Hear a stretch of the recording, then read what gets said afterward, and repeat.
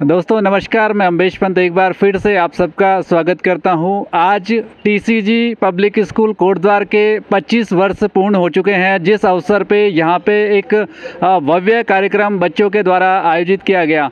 इसमें बतौर मुख्य अतिथि देहरादून रीजन के सीबीएसई के जॉइंट सेक्रेटरी रणवीर सिंह जी भी यहाँ पे मुख्य अतिथि के रूप में शामिल हुए। मेरे साथ में हैं, थोड़ा सा बातचीत कर लेता हूँ। सर, पहले तो आपका बहुत बहुत धन्यवाद कि आप कोटद्वार में आए हैं। आपने एक स्पीच दिया सर, बड़ा मोटिवेशनल था, बच्चों के लिए आपने किया, पेरेंट्स को आपने वो किया, प्रिंसिपल्स को आपने बात की। कैसा आप लगा आपको यहाँ पे आकर? कोटद्वार तो मेरे लिए बहुत ही प्रिय जगह है। मैं पहले भी यहाँ पे देहरादून रह चुका हूँ, बीच में मैं कर्नाटका चला गया था। मैं ये मान के चलता हूँ कि टीचर्स का, पेरेंट्स का बहुत बड़ा रोल है बच्चे को बनाने में। और बच्चे के लिए आज की तारीख में कुछ भी और चीज़ों की दिक्कतें नहीं है, केवल और केवल उसको गाइडेंस चाहिए, मोटिवेशन चाहिए। और मोटिवेट अगर हम नहीं करेंगे तो बच्चा दिशाहीन हो जाएगा। जब दिशा नहीं हो जाएगा तो फिर मुश्किल हालात आएंगे। तो इसलिए जो यहाँ पर मैं इस स्कूल से पहले से भी जानता हूँ, रिजल्ट भी बहुत अच्छा है। और विद्यालय का जो एक सिस्टम जो अभी बच्चों ने प्रदर्शित किया, पूरा जो कोविड के बाद जो पहला फंक्शन मान के चल सकता हूँ, बहुत बेहतरीन प्रदर्शन रहा। और जो पहाड़ की संस्कृति हमारी है और जो बच्चों के अंदर जो जोश, पैशन और एक एनर्जी लेवल था, बहुत बेहतरीन था। तो मैं विद्यालय को, टीचर्स को भी बधाई देना चाहूँगा आपके माध्यम से, और आपको भी धन्यवाद देना चाहूँगा कि आप भी विद्यालय में के इस फंक्शन में उपस्थित है।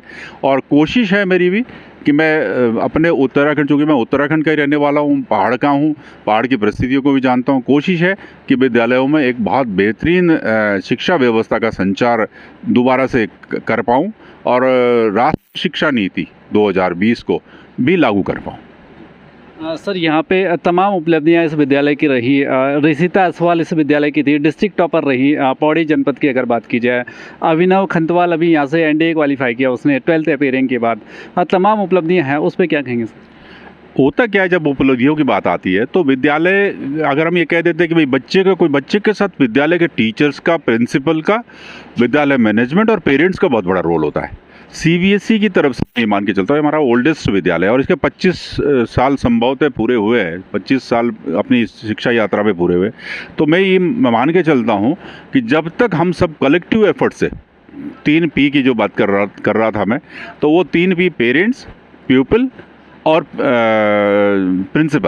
प्रिंसिपल की टीम, और माता पिता, दादा दादी जो परिवार के लोग हैं, और प्यूपिल जो बच्चे हैं, अगर ये कलेक्टिव एफर्ट से काम करें तो ऐसा कुछ नहीं है कि कोई हम एग्ज़ाम क्रैक नहीं कर सकते, कोई एग्ज़ाम में हम पास नहीं हो सकते, हतोत्साहित नहीं होंगे बिल्कुल भी, अगर सबका साथ होगा। तो इसलिए जो मैं मान के चलता हूँ कि आने वाला भविष्य भी बहुत बढ़िया से रिजल्ट देगा और अच्छा होगा।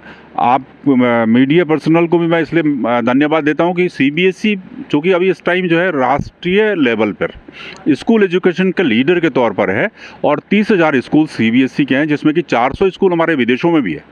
और लोगों को, बहुत सारों को पता भी नहीं, हम बहुत सारी एक्टिविटीज़ कराते हैं, स्पोर्ट्स कराते हैं। सीबीएसई का जो चाइल्ड फ्रेंडली जो व्यवहार है वो सबसे बेहतरीन है और उसी का परिणाम है कि हमारे बच्चे मैक्सिमम जगहों पे क्वालिफाई करते हैं और आगे निकलते हैं और देश का नाम भी रोशन करते हैं, परिवार का, क्षेत्र का नाम भी रोशन करते हैं। सर, ये तो रही बात प्राइवेट स्कूल्स की, टीसीजी स्कूल की।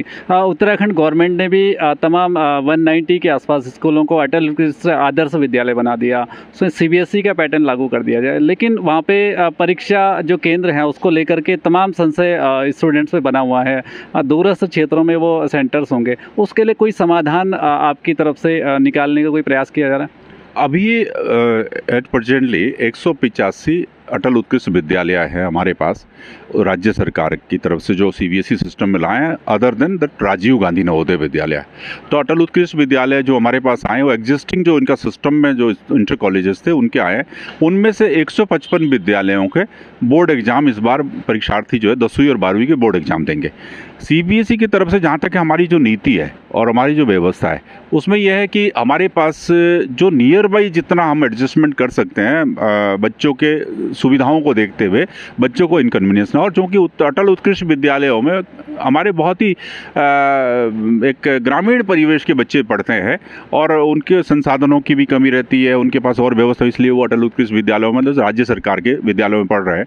तो हमारी कोशिश है कि हम जितने सुगम स्थिति में उनको एग्ज़ाम के लिए विदाउट यानी स्ट्रेस एग्ज़ाम के लिए बच्चों को नज़दीकी सेंटर पे पहुंचा पाएँ, वो हमारी कोशिश रहेगी। सरकार से भी अनुरोध कर रहे हैं हम। और जिन विद्यालयों के बारे में अभी तक हमारा थोड़ा दूरी की वजह से निर्णय अभी अनिर्णित है, और हम लोग प्रयास कर रहे हैं कि राज्य सरकार के शिक्षा विभाग से बात करके वो किसी नोडल, मैंने उनसे रिक्वेस्ट भी किया, मैंने आज ही एक पत्र भेजा है डायरेक्टर महोदय को और निदेशक महोदय से अनुरोध किया है कि इनके बारे में हमें बताएं, क्योंकि CBSE के परीक्षाओं के बारे में किसी भी तरह से कदाचार को कोई मान्यता नहीं, कोई स्थान नहीं। हमारे परीक्षाओं में टेक्नोलॉजी का बहुत ज़्यादा यूज है, जो कि संसाधनों की कमी की वजह से इन विद्यालयों में देखने को नहीं मिलती। दूसरी बात, हमारे जो गोपनीय सामग्री आती है वो नेशनलाइज बैंक्स में रहती है, उसमें रखी जाती है। उसका एक सिस्टम है रखने का, निकालने का, वेरिफिकेशन का।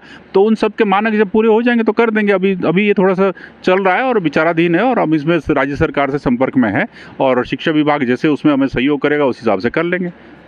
चलिए सर, बहुत बहुत धन्यवाद। तो ये मेरे साथ में ज्वाइंट सेक्रेटरी थे जो CBSE बोर्ड देहरादून रीजन के रणवीर सिंह जी।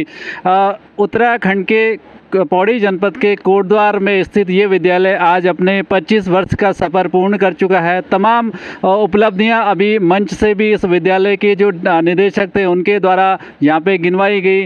निश्चित तौर पे ये विद्यालय कहीं ना कहीं जो भारत की जन्मभूमि में ये विद्यालय स्थित है, तो आने वाले समय में यहाँ के बच्चों के लिए मील का पत्थर साबित होगा, ऐसे उम्मीद की जाती है।